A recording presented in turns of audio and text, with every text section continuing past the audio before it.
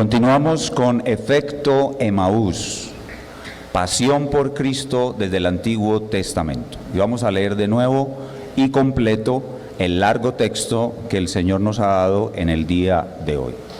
En primer libro de Crónicas, capítulo 21. Sigan por favor con mucha atención la lectura de la palabra de Dios. Primer libro de Crónicas, capítulo 21. Pero Satanás se levantó contra Israel e incitó a David a que hiciese censo de Israel. Y dijo David a Joab y a los príncipes del pueblo: Id, haced censo de Israel desde Beerseba hasta Dan, e informadme sobre el número de ellos para que yo lo sepa. Y dijo Joab: Añada Jehová a su pueblo 100 veces más, rey señor mío. ¿No son todos estos siervos de mi señor? ¿Para qué procura mi señor esto, que será para pecado a Israel? Mas la orden del rey pudo más que Joab. Salió por tanto Joab y recorrió todo Israel, y volvió a Jerusalén, y dio la cuenta del número del pueblo a David. Y había en todo Israel 1.100.000 que sacaban espada, y de Judá 470.000 hombres que sacaban espada. Entre estos no fueron contados los levitas ni los hijos de Benjamín, porque la orden del rey era abominable a Joab. Asimismo, esto desagradó a Dios e hirió a Israel. Entonces dijo David a Dios: he pecado gravemente al hacer esto. Te ruego que quites la iniquidad de tu siervo, porque he hecho muy locamente. Y habló Jehová a Gad, vidente de David, diciendo: ve y habla a David y dile: así ha dicho Jehová, 3 cosas te propongo, escoge de ellas una que yo haga contigo. Y viniendo Gad a David le dijo: así ha dicho Jehová, escoge para ti, o 3 años de hambre, o por 3 meses ser derrotado delante de tus enemigos con la espada de tus adversarios, o por 3 días la espada de Jehová, esto es la peste en la tierra, y que el ángel de Jehová haga destrucción en todos los términos de Israel. Mira pues, ¿qué responderé al que me ha enviado? Entonces David dijo a Gad: estoy en grande angustia, ruego que yo caiga en la mano de Jehová, porque sus misericordias son muchas en extremo, pero no caiga en manos de hombres. Así Jehová envió una peste en Israel, y murieron de Israel 70.000 hombres. Y envió Jehová el ángel a Jerusalén para destruirla. Pero cuando él estaba destruyendo, miró Jehová y se arrepintió de aquel mal. Y dijo al ángel que destruía: basta ya, detén tu mano. El ángel de Jehová estaba junto a la era de Ornán Jebuseo. Y alzando David sus ojos, vio al ángel de Jehová que estaba entre el cielo y la tierra, con una espada desnuda en su mano, extendida contra Jerusalén. Entonces David y los ancianos se postraron sobre sus rostros cubiertos de cilicio. Y dijo David a Dios: ¿no soy yo el que hizo contar el pueblo? Yo mismo soy el que pequé, y ciertamente he hecho mal, pero estas ovejas, ¿qué han hecho? Jehová Dios mío, sea ahora tu mano contra mí y contra la casa de mi padre, y no venga la peste sobre tu pueblo.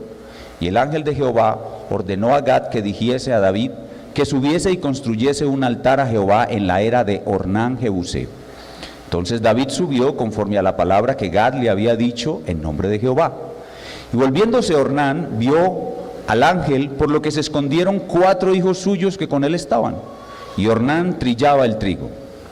Y viniendo David a Ornán, miró Ornán y vio a David, y saliendo de la era se postró en tierra ante David. Entonces dijo David a Ornán: dame este lugar de la era, para que edifique un altar a Jehová, dámelo por su cabal precio, para que cese la mortandad en el pueblo. Y Ornán respondió a David: tómala para ti, y haga mi señor el rey lo que bien le parezca, y aún los bueyes daré para el holocausto, y los trillos para leña, y trigo para la ofrenda, yo lo doy todo. Entonces el rey David dijo a Ornán: no, sino que efectivamente la compraré por su justo precio, porque no tomaré para Jehová lo que es tuyo, ni sacrificaré holocausto que nada me cueste. Y dio David a Ornán por aquel lugar el peso de 600 siclos de oro. Y edificó allí David un altar a Jehová, en el que ofreció holocaustos y ofrendas de paz, e invocó a Jehová, quien le respondió por fuego desde los cielos en el altar del holocausto. Entonces Jehová habló al ángel, y éste volvió su espada a la vaina. Viendo David que Jehová le había oído en la era de Ornán Jebuseo, ofreció sacrificios allí, y el tabernáculo de Jehová que Moisés había hecho en el desierto, y el altar del holocausto estaban entonces en el lugar alto de Gabaón. Pero David no pudo ir allá a consultar a Dios, porque estaba atemorizado a causa de la espada del ángel de Jehová. Y dijo David: aquí estará la casa de Jehová Dios, y aquí el altar del holocausto para Israel. Hay dos hechos muy importantes que debemos tener en cuenta para el estudio de nuestro texto y que ocurren antes del mismo. Esos dos hechos son, en primer lugar, el pacto de Dios con David, que se nos narra aquí en 1 de Crónicas capítulo 17 y en 2 de Samuel 7. Y el segundo hecho que crea el contexto de nuestro pasaje son las grandes victorias que Dios dio a David en la última etapa de su carrera para extender los dominios de su reino. Esto es importante. David está al final de su carrera. En el pacto de Dios con David, David se propone hacer casa, construir templo para la adoración a Dios, y en vez de eso, Dios le hace casa a David, es decir, le da una dinastía segura, es decir, herederos al trono seguros hasta que llegase un rey eterno. Esto es demasiado importante para entender la salvación de Dios para su pueblo. La salvación de Dios es un pacto. La Biblia enseña la teología del pacto, comenzando con el pacto entre las tres personas de la Trinidad, luego el pacto con Adán, luego el pacto con Noé, el pacto con Abraham, el pacto con Moisés, el pacto con David y finalmente el nuevo pacto. Hoy estudiaremos un elemento especial del pacto con David, el cual veremos Dios mediante en nuestra próxima clase el siguiente domingo. Hoy veremos una de las partes más importantes e interesantes facetas del pacto con David, y es la unión entre el rey y el pueblo. La unión entre el rey y el pueblo. Sobre ese tema específico abordaremos nuestro pasaje. La unión rey-pueblo.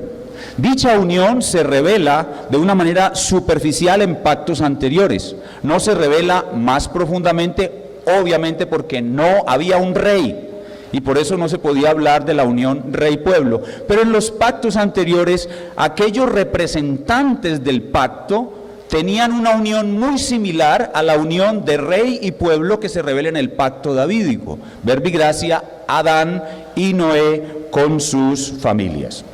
El tema pues de nuestro pasaje para el día de hoy es la relación de unión entre el rey de Israel y su pueblo en el marco del pacto de Dios con David, de tal manera que el pecado del rey es castigado en el pueblo, y por la expiación perfecta hecha por el rey, el pueblo es perdonado y librado de su pecado. Y el título que le hemos puesto a nuestro mensaje en el día de hoy es: Mi rey unido a su pueblo. Mi rey unido a su pueblo. Y en el pasaje vamos a ver dos cosas. Primero veremos cómo Dios muestra la unión rey-pueblo en el pecado y su castigo, en los versículos del 1 al 16. Y en segundo lugar veremos cómo Dios muestra la unión rey-pueblo en la expiación eficaz, que está del 21:17 al 22:1. Y de nuevo vamos a hacer algo que es lo que más nos gusta: viajar en la máquina del tiempo. Y vamos a estar estudiando hoy una enseñanza gloriosa y súper importante para nuestra salvación. Yo podría decir que el que entiende esta doctrina que vamos a estudiar hoy va a convertirse en un cristiano muy, muy poderoso. Veamos en primer lugar cómo Dios muestra la unión entre el rey y el pueblo en el pecado y su castigo.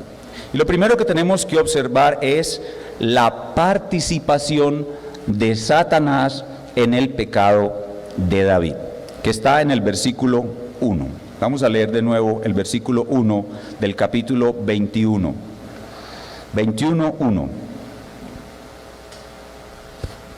Pero Satanás se levantó contra Israel e incitó a David a que hiciese censo de Israel. Ahora escuchen con atención lo que dice el pasaje paralelo en 2 de Samuel 24:1. Dice: volvió a encenderse la ira de Jehová contra Israel e incitó a David contra ellos a que dijese: ve, haz un censo de Israel y de Judá.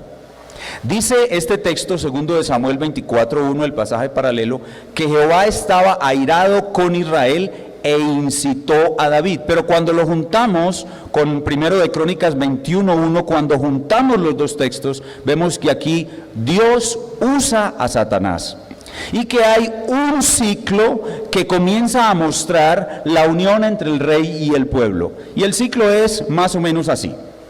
Israel pecó, según 2 de Samuel 24. No se nos dice cuál pecado, pero dice que Israel pecó.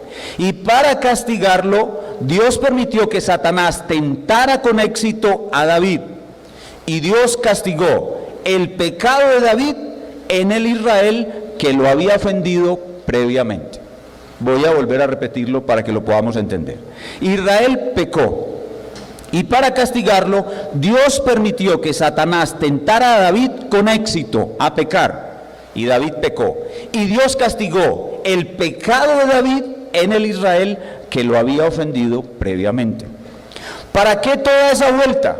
Para empezar a mostrar la unión entre el rey y el pueblo. Veamos ahora en qué consistió el pecado de David. En los versículos 1 al 8, vemos que el pecado de David es el orgullo y la vanagloria al final de su carrera. Y esto nos debe poner muy alertas, los que estamos ya un poquito más avanzados en la edad cristiana. Al final de la carrera hay grandes peligros. Orgullo y vanagloria. Los reyes podían contar al pueblo cuando estaban en tiempo de guerra, pero aquí no estábamos en tiempo de guerra, estábamos en tiempo de paz. Precisamente Dios le había dado ya a David grandes victorias y sus dominios se habían extendido al extremo. Así que no había por qué contar al pueblo en tiempo de paz. Ahora veamos el castigo por el pecado. Ya vimos la participación de Satanás, el pecado, y ahora veamos el castigo por el pecado. Y aquí en el pasaje sucede algo inusual. Dios pone a David a escoger el castigo entre tres opciones: 3 años de hambre, 3 meses perseguido por sus enemigos, o 3 meses o 3 días peste en Israel. Y de nuevo, al ir al pasaje paralelo, veamos la respuesta de David ante esta necesidad de escoger. En 2 de Samuel 24:14, escúchenlo, no vayan allá. David responde: caigamos ahora en las manos de Jehová, y cierra diciendo: no caiga yo en manos de hombres. ¿Notaron? Caigamos en manos de Jehová, no caiga yo en manos de hombres. David, sin duda, comenzó a entender la unión especial que había entre él y su pueblo. Y lo vimos claramente en el versículo 17 cuando él pregunta: el que pequé fui yo, estas ovejas que hicieron. Eso es lo primero que Dios nos muestra en el pasaje. Dios muestra una relación vital entre el rey y su pueblo. ¿Pudieron verla? Ahora veamos el otro lado de la ecuación. ¿Qué hace el rey cuando ve que el pueblo está siendo castigado por su propio pecado? Y ese es nuestro segundo punto. Dios muestra la unión rey-pueblo en la expiación eficaz. El ángel de Jehová está en pleno castigo. El ángel vengador de pronto es detenido cuando va a matar a los habitantes de Israel, incluidos los hijos de David. ¿Por qué Dios detuvo al ángel cuando había que matar y destruir a los habitantes de Jerusalén? La respuesta es por el pacto con David.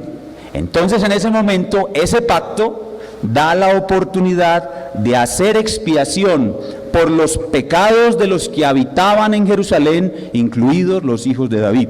Y ahí es donde actúa el rey. Veamos los versículos 15 y 16. Y envió Jehová el ángel a Jerusalén para destruirla. Pero cuando él estaba destruyendo, miró Jehová y se arrepintió de aquel mal. Y dijo al ángel que destruía: basta ya, detén tu mano. El ángel de Jehová estaba junto a la era de Ornán Jebuseo. Y alzando David sus ojos, vio al ángel de Jehová que estaba entre el cielo y la tierra, y una espada desnuda en su mano, extendida contra Jerusalén. Entonces David y los ancianos se postraron sobre sus rostros, cubiertos de cilicio. El ángel se detuvo, pero qué detalle especial nos muestra el pasaje que resalta diciendo que el ángel se detuvo, pero ¿qué? El ángel continuó con la espada apuntando hacia Jerusalén, es decir, la espada todavía estaba desenvainada. Eso significa que el castigo no podía ser remitido, el castigo debía ser ejecutado, pero Dios da espacio para la expiación, y ahí es donde entra el rey, y David hace su petición del versículo 17.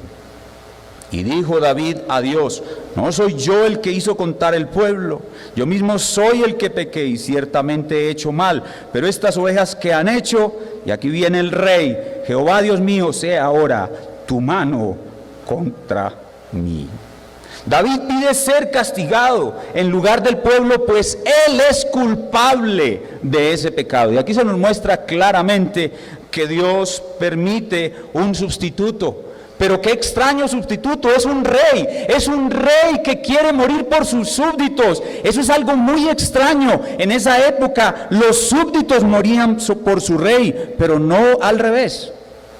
Dios no le concede lo que pide a David, porque su muerte no quitaría ni los pecados propios ni los pecados de su pueblo, pero su petición es respondida concediendo la muerte de un sustituto simbólico, un animal que es el símbolo de un sustituto perfecto. Entonces Dios le ordena a David exactamente lo que tiene que hacer, lo cual vemos en los versículos 18 al 25, y David lo hizo, y lo que hizo fue eficaz. Versículos 26 y 27. Y edificó allí David un altar a Jehová, en el que ofreció holocaustos y ofrendas de paz, e invocó a Jehová, quien le respondió por fuego desde los cielos en el altar del holocausto. Entonces Jehová habló al ángel, y éste volvió su espada a la vaina. ¡Qué descanso!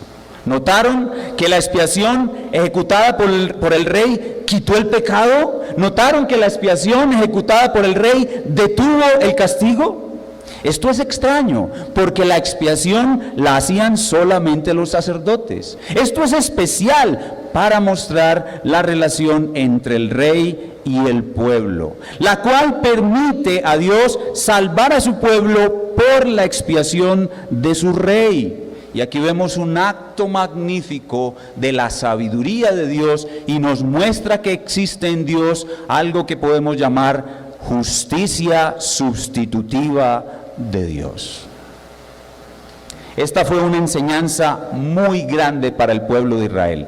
Los israelitas a partir de aquí cambiaron por completo. Si antes amaban, adoraban, respetaban, servían y querían morir por su rey, cuando entendieron esto, ellos se dieron cuenta que el rey era el todo para Israel. Su única esperanza de salvación en todo era su rey. El rey del linaje de David es la única esperanza de salvación para el pueblo de Israel, porque el rey está unido a su pueblo, y lo que hace el rey, Jehová lo cuenta como si lo hubiera hecho el pueblo. Hasta aquí, esta es la enseñanza histórica de nuestro pasaje. Pero ahora vamos a responder la pregunta que no puede faltar en toda enseñanza del Antiguo Testamento. ¿Dónde está Cristo en este pasaje? Este pasaje es una figura detallada y especializada del Evangelio, y es una representación gloriosa de la gloriosa doctrina de nuestra unión con Cristo en la unión entre el rey y el pueblo. Veamos de nuevo el versículo 17 en su parte B. Dice: Jehová Dios mío, sea ahora tu mano contra mí. Yo estoy convencido, es mi impresión, que estas palabras fueron dichas en el consejo eterno de redención por la segunda persona de la Trinidad, hablando a la primera persona de la Trinidad. Sea ahora tu mano contra mí. Sea ahora tu mano contra mí. Cristo es David pidiendo ser castigado él y efectuando la perfecta expiación que Dios le ordenó. La unión de David con Israel es tan solo una sombra de la unión de Cristo con su iglesia, la cual le permite a la justicia de Dios, a la justicia sustitutiva de Dios, operar en dos direcciones. Por la unión entre Cristo y su iglesia, la unión entre el rey y su pueblo, Dios puede permitir que el rey sea castigado en lugar de ellos. Y también Dios puede salvar al pueblo por la justicia del rey y la expiación realizada por él. El pecado del pueblo es transmitido al rey y castigado en el rey. Y la justicia del rey y la expiación hecha por el rey es transmitida al pueblo por la unión entre el rey y el pueblo, que es la unión de Cristo con su iglesia, diseñada desde la eternidad y enseñada aquí de manera única en el pacto con David. Cristo es el rey que ofrece sacrificio por su pueblo. Y recuerden, los reyes no podían ofrecer sacrificio, pero solo la expiación de un rey puede detener la ira de Dios. Porque cuando el ángel iba a matar a la ciudad elegida, donde estaban los elegidos, Dios lo detuvo, porque para ellos, desde el consejo eterno de redención, se había decretado que habría sustitución. Pero Cristo no solamente es el rey, Cristo también es el holocausto ofrecido por David.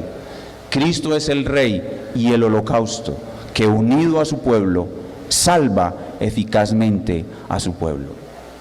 La unión del rey y el pueblo entre Cristo y su iglesia, Cristo la enseñó en Mateo 25, del 31 al 40, hablando de la segunda venida, cuando Él le dirá a sus ovejas: a mi derecha vengan y entren al reino preparado por su Padre desde antes de la fundación del mundo. Y a las cabras les dirá: a mi izquierda. Y a las ovejas les dirá: oh, entren al reino, porque tuve hambre y me disteis de comer. Tuve sed y me disteis de beber. Y las ovejas le dirán: Señor, ¿cuándo te vimos hambriento y te dimos de comer, sediento y te dimos de beber? Y Él les dirá: cuando lo hicisteis a uno de estos más pequeños, a mí me lo hicisteis. Hermano, lo bueno que haces al pueblo, lo haces al rey.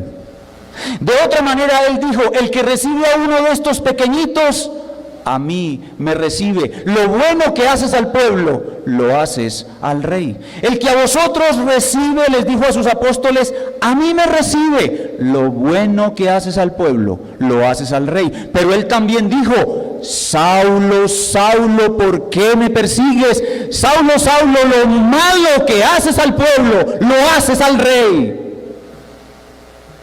La Biblia enseña la unión entre el rey y el pueblo. Y es una unión en dos direcciones. Lo que Dios hace al rey, ahora es lo que Dios hace al rey, lo hace al pueblo. Por eso Romanos capítulo 6, versículo 6, dice que nosotros fuimos crucificados juntamente con Él. Lo que Dios hace al rey, lo hace al pueblo. Y lo que el rey hace, es como si lo hiciéramos nosotros. Y lo que yo hago, es como si lo hubiera hecho el rey.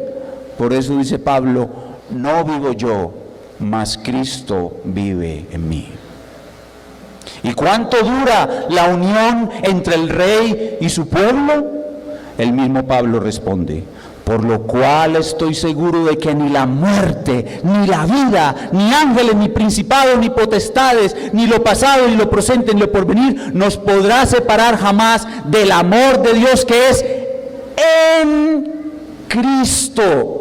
Esas dos pequeñas palabras, en Cristo, son la unión entre el rey y el pueblo. Estoy seguro que nada nos podrá separar del amor de Dios que es en Cristo Jesús, Señor nuestro. Y todo el pueblo responde.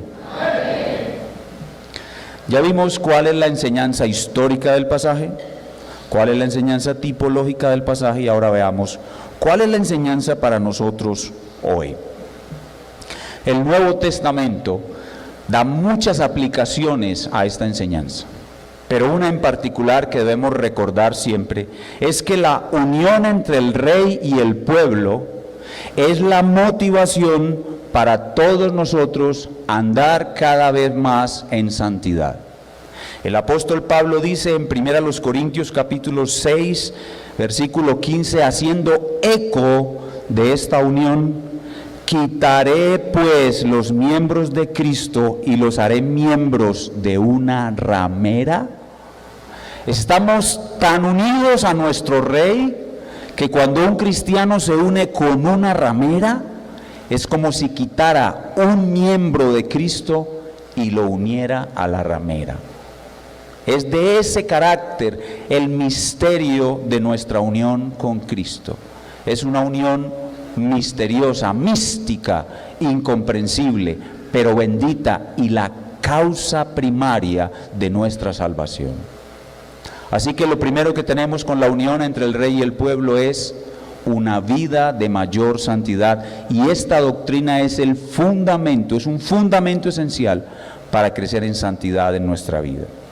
Pero en segundo lugar, y como ya lo pudimos haber deducido de la exposición, la unión entre el rey y el pueblo, escuchen esto, es la única oportunidad que tienes en vida de servir al rey.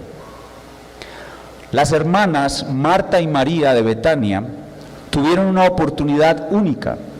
El rey entró en su casa y ellas pudieron servirlo, atenderlo, darle comida. Otras mujeres lavaron sus pies, ungieron su cabello, le sirvieron al rey. Pero el rey está ahora sentado en su trono, lejos y cerca de nosotros.